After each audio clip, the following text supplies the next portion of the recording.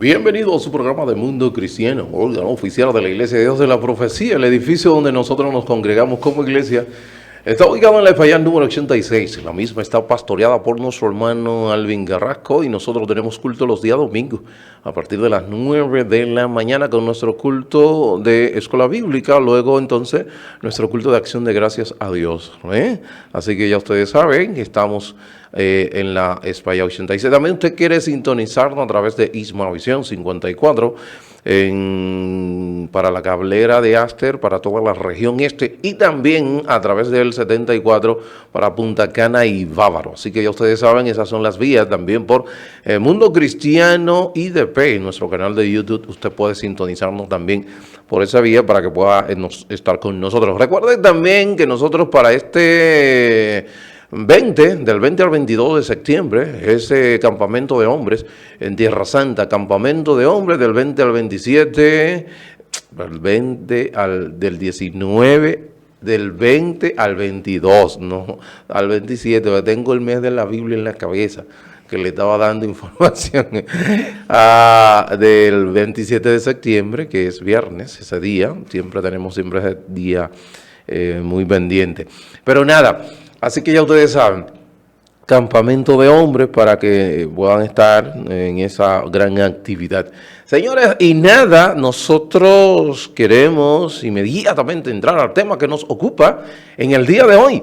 El tema que nos ocupa, visión bíblica del ser humano. Esa visión bíblica. Recuerda que durante todo este mes hemos estado hablando de cosmovisión bíblica y en la introducción que hiciéramos estábamos estableciendo la definición de qué es una cosmovisión y establecíamos que cosmos significa universo, mundo, visión es la forma que tú tienes de ver la vida, la que yo tengo de ver la vida. Entonces, cuando hablamos de cosmovisión es el conjunto de presuposiciones que nosotros hemos abrazado y la cual nosotros nos movemos, accionamos, nos dirigimos en la vida. Entonces, en tal sentido, nosotros hablamos de lo que es la cosmovisión. Entonces, cuando venimos a los pies del Señor, necesariamente debemos renovar ese entendimiento a través de la renovación de vuestro entendimiento, como dice Romanos 12:2.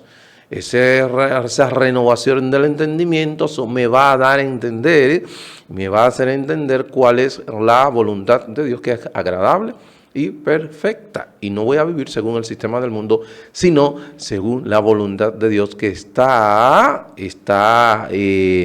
impresa en su palabra, la Biblia. Sí, la Biblia. Ahí Él dejó ese libro tan hermoso, tan importante para nuestro diario vivir, para que nosotros,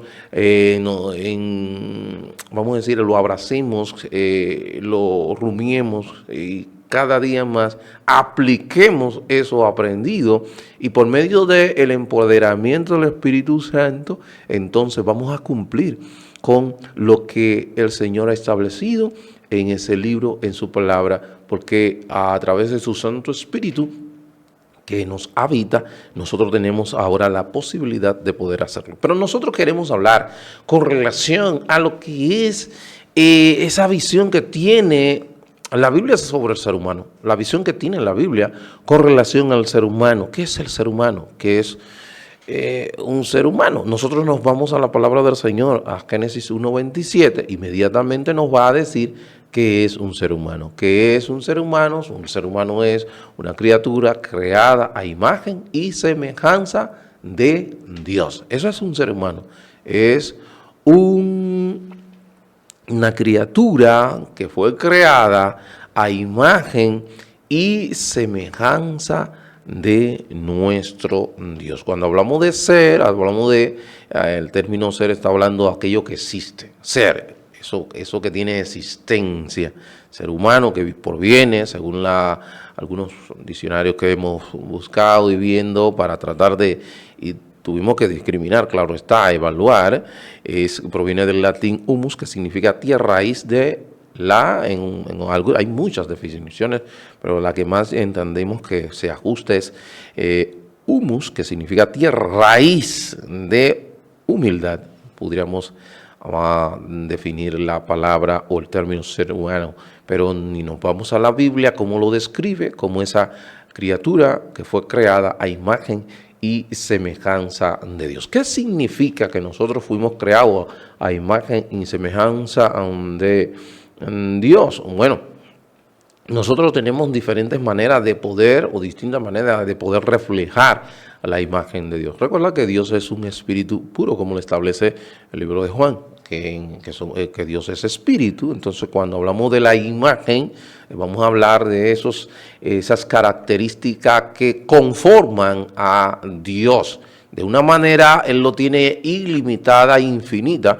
Nosotros lo tenemos de la manera limitada, de la manera finita. Ejemplo, Dios es un ser personal, nosotros también. Dios tiene intelecto, nosotros también. Él tiene un intelecto infinito, nosotros tenemos un intelecto finito. Nosotros tenemos intelecto, ejemplo, ya dijimos, finito. Entonces Dios es un ser que tiene emociones, sentimientos. Dios es un ser que tiene voluntad. Nosotros también. Dios es un ser que tiene autoconciencia de sí mismo. Nosotros también. Dios tiene... porque Dios se puede revelar a sí mismo, se nos puede, de hecho, por eso tiene posibilidades de nosotros poder relacionarnos con Dios. Dios es un ser que es, vamos a decir, creativo. Nosotros somos seres creativos, a partir de lo creado es que nosotros creamos, pero somos seres creativos. Dios crea a partir de su palabra, por medio de su palabra, Él crea todo este universo. Entonces, en tal sentido, tenemos esas diferentes, vamos a decir, esas características diferentes que de una u otra manera nos identifican o podemos visualizar, o la existencia de Dios la podemos manifestar. La existencia de Dios es manifestada a través de todo lo que es nuestras características, de forma de pensar, de hablar, cómo nos comunicamos, cómo nos interrelacionamos. Entonces, en tal sentido, la dignidad del ser humano. Entonces, ¿dónde radica la dignidad del ser humano? Hoy día que estamos mirando y estamos viendo tantas corrientes filosóficas y diferentes, ejemplo, la corriente que establece con relación a lo que tiene que ver con la eliminación del ser humano en el vientre de una madre, esa corriente que abraza esa idea de que una persona no es materna. Obviamente en la práctica lo están estableciendo. Cuando, ejemplo, se enarbola como el presidente actual que apoya las tres causales, porque las tres causales del aborto, estamos hablando de tres causales de muerte. Búscalo, son tres causales de muerte, y esas tres causales que se postula, se proclama, establecen cuando, ejemplo, una de ellas que cuando el feto viene con un mal congénito. O sea, ¿quién establece la dignidad allí? La dignidad de un ser se establece por la capacidad que tenga de poder actuar, de importancia en lo que puede hacer, en lo que no puede hacer, su productividad.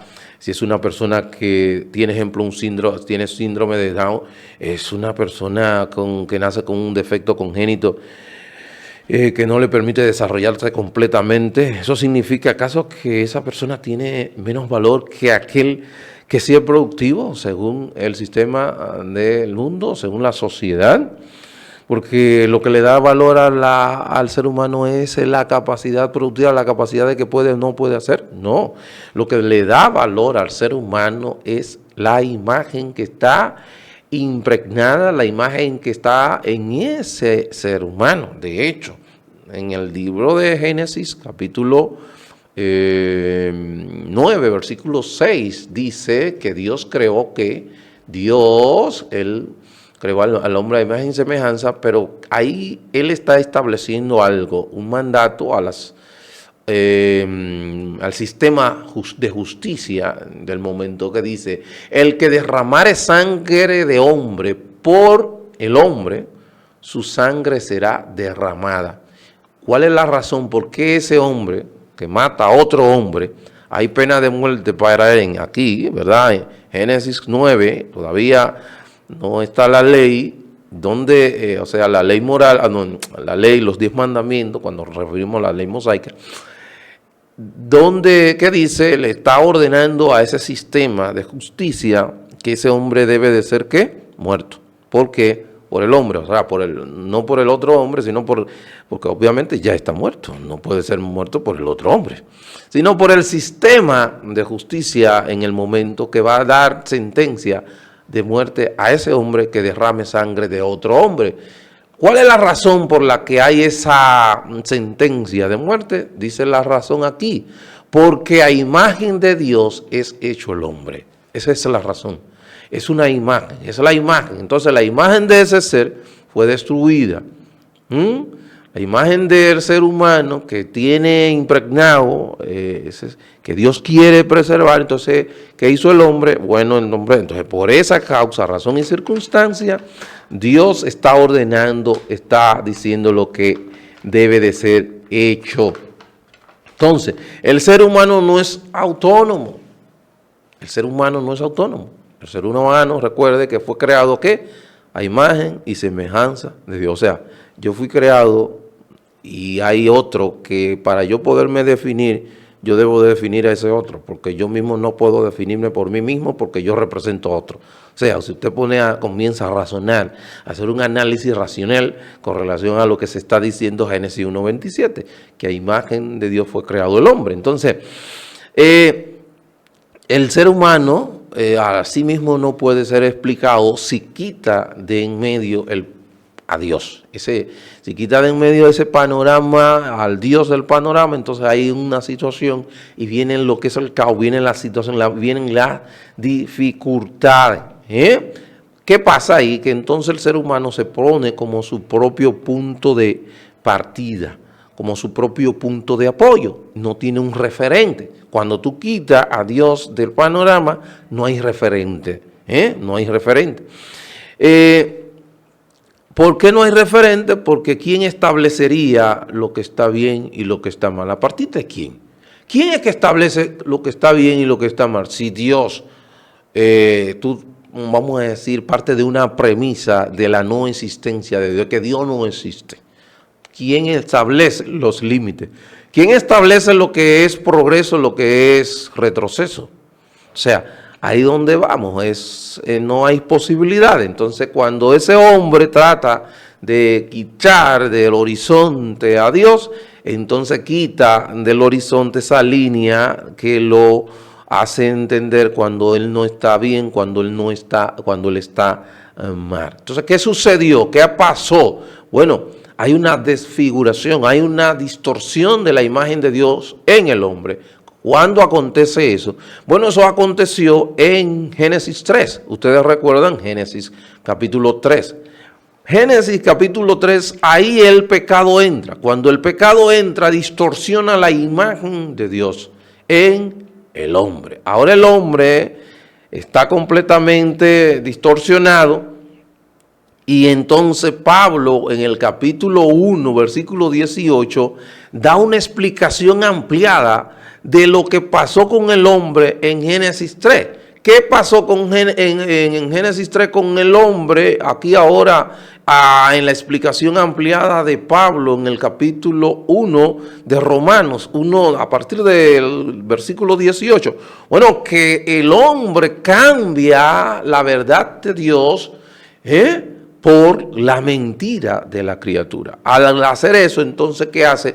Distorsiona toda la creación y vemos los resultados astronómicos que acontece con la raza humana al hacer esto, al hacer lo que cambiar la verdad de Dios por la mentira de la criatura. Dice aquí el versículo 18 de Romanos 1, porque la ira de Dios se revela desde el cielo contra toda impiedad e injusticia de los hombres, que detienen con injusticia la verdad, porque lo que de Dios se conoce les es manifiesto, pues Dios se lo manifestó. ¿De qué manera Dios le manifestó eso? Porque las cosas invisibles de Él, su eterno poder y deidad, se hacen claramente visibles desde la creación del mundo, siendo entendidas por medio de las cosas hechas, de modo que no tienen excusas, pues Dios habiendo conocido, habiendo conocido a Dios, no le glorificaron como a Dios, ni le dieron gracias, sino que se envanecieron en sus razonamientos y su necio corazón fue entenebrecido. Óigase bien, su necio corazón fue entenebrecido, profesando ser sabios se hicieron necios y cambiaron la gloria de Dios incorruptible en semejanza de imagen de hombre corruptible, de aves, de cuadrúpedos y de reptiles, por lo cual también Dios los entregó a la inmundicia.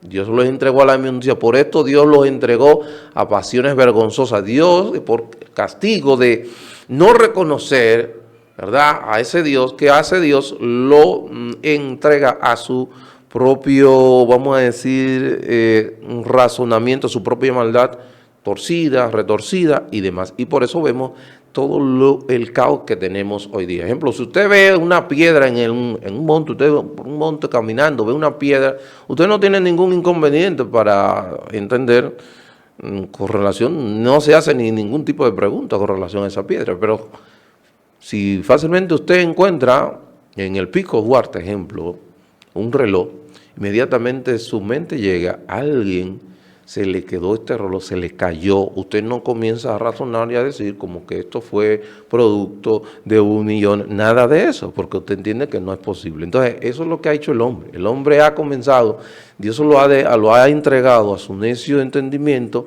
y ¿qué ha hecho? Bueno, que ha comenzado a hacerse o a filosofar y a establecer un sinnúmero de ideas con relación a la existencia de Dios. Y bueno, ese necio corazón ha hecho que el hombre se abrace un sinnúmero de ideas totalmente erradas, totalmente que van en contra de lo que es inclusive el razonamiento lógico. De hecho, para yo poder creer las diferentes ideas que se postula, yo tengo que tener más fe que lo mismo filósofos y personas que tratan de, postular tal idea. Ejemplo, lo que pasa con la naturaleza humana cuando quita del panorama a Dios. ¿Qué es lo que pasa? Bueno, vamos a ver dos ejemplos, voy a poner. Dos ejemplos de dos filósofos. El primer ejemplo del filósofo Evan Fares, que él dice que la evolución darwinista implica que los seres humanos surgieron a través de las operaciones ciegas de las fuerzas de la naturaleza. Es misterioso cómo tales fuerzas pudieron, vamos a decir, encapsular algo no físico. ¿Cómo qué? Como la mente y la conciencia. Ellos no se explican, eso es algo misterioso. Ejemplo, también tenemos, esos son de las cosas que pueden surgir, pueden suceder cuando tú quitas a Dios del panorama y cómo la mente del ser humano comienza a razonar. Ejemplo, el caso de Colin McGee. ¿Qué dice este filósofo? Él dice, el pensar en el amor, él dice, no sabemos cómo la conciencia pudo haber surgido por procesos naturales a partir de las cosas materiales, proexistentes. Uno se siente tentado, aunque a regañadientes, de acudir a la ayuda divina, pues hace falta un mago sobrenatural para extraer la conciencia de la materia. Ustedes ven lo que eso llega, eso sucede cuando se saca a Dios del panorama. Tú no tienes horizonte, tú no tienes parámetro. Entonces, por eso estamos hablando de la visión bíblica del ser humano. Ejemplo, Jean-Paul Sartre. Jean-Paul Sartre, que dicho sea de paso, Jean-Paul Sartre, filósofo existencialista, que era esposo de Simone de Beauvoir, acuérdase, aquella filósofa, de los años allá muy abajo, no recuerdo ahora, no voy a ir allá porque ese no es el tema, donde ella, la frase célebre que ella había acuñado, que hoy día se menciona mucho, que dice que no se nace mujer, sino que uno llega a hacerlo. Ese tipo de cosas, todas esas ideas han sido, y las ideas tienen consecuencias, a hoy día vemos los resultados. Entonces, la naturaleza humana ha quedado totalmente con esa distorsión, totalmente con relación a la existencia de Dios y del ser humano, obviamente, y comienza a postular un sinnúmero de ideas totalmente, pudiéramos decir, errada desde el punto de vista de ellos están correctos, no, lo que estamos errados somos nosotros, pero desde el punto de vista racional, desde el punto de vista, vamos a decir, lógico, no tienen ningún tipo de soporte.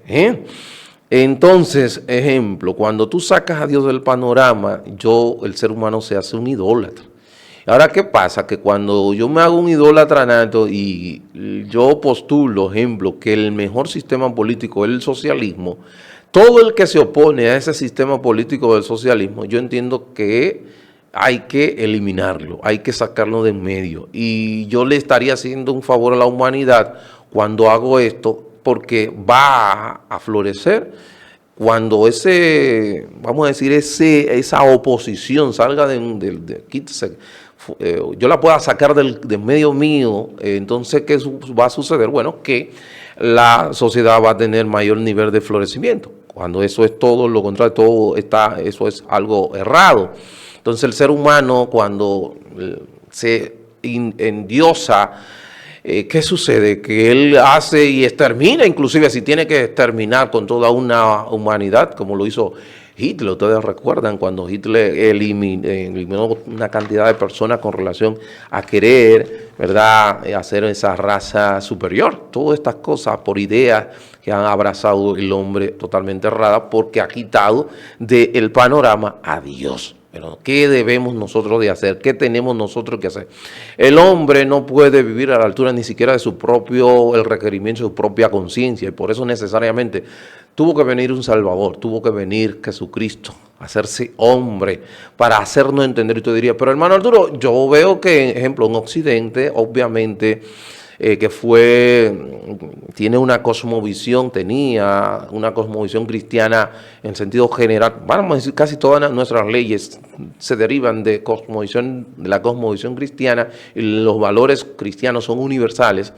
Pudiéramos decir que uno que otro vemos, vamos a decir, cierto tipo de cosmovisión bíblica en Occidente, pero no fue siempre así. No fue siempre así, porque recuerda que Occidente fue levantada bajo parámetro cristiano, y por eso podemos ver que, ¿verdad?, cómo nosotros tenemos, inclusive en nuestras leyes, tenemos cierto tipo de similitud en lo que son los valores cristianos, pero no siempre fue así. Eso es porque Occidente fue levantada por el cristianismo. Entonces, tuvo que venir nuestro Señor Jesucristo, tuvo que venir. Y nosotros, tú amigo que no conoce del Señor, para tú cada día más poder mirar al ser humano que tiene la imagen de Dios, al igual que tú tienes la imagen de Dios, necesariamente debes de arrepentirte, venir a los pies del Señor, y ahí tú vas a poder ver a ese homosexual que no conoce del Señor. Ese homosexual tiene la imagen de Dios, y yo lo voy a ver de una manera. Por eso no puede haber un creyente que sea homofóbico, no puede haberlo, porque ese creyente debe entender que ese homosexual tiene la imagen de Dios, necesita que se arrepienta, necesita venir a los pies del Señor. Esa lesbiana, esa prostituta, toda necesita, porque esa persona tiene la imagen de Dios en él. Ahora necesita ser transformado, necesita ser restaurado, y para él lograr esa restauración necesita conocer el Evangelio, y a través del conocimiento del Evangelio él puede tener arrepentimiento y tener una nueva vida en Cristo Jesús. Y por medio del Espíritu Santo que empodera su voluntad, ahora él va a poder guardar, llevar y hacer lo que es la voluntad de Dios, que está impresa en su santa y divina palabra. Así que nosotros les recomendamos, le llamamos a ese que no conoce del Señor, que no conoce de Dios, que acepte a Cristo como único y suficiente Salvador. Que inclusive lo dictamen de tu propia conciencia, no tiene, el ser humano no tiene capacidad para guardarlo. Necesita de el Espíritu Santo que lo empodere y que pueda hacerlo, pero de lo contrario no podrá hacerlo. Por eso le presentamos a Cristo como único y suficiente Salvador. Dios le bendiga, Dios le guarde. En el día de hoy estuvimos hablando de la visión bíblica del ser humano. Para su amigo y hermano Arturo Peguero ha sido un placer. Mañana los caballeros con un tema tan interesante como este. Dios bendiga, Dios le guarde.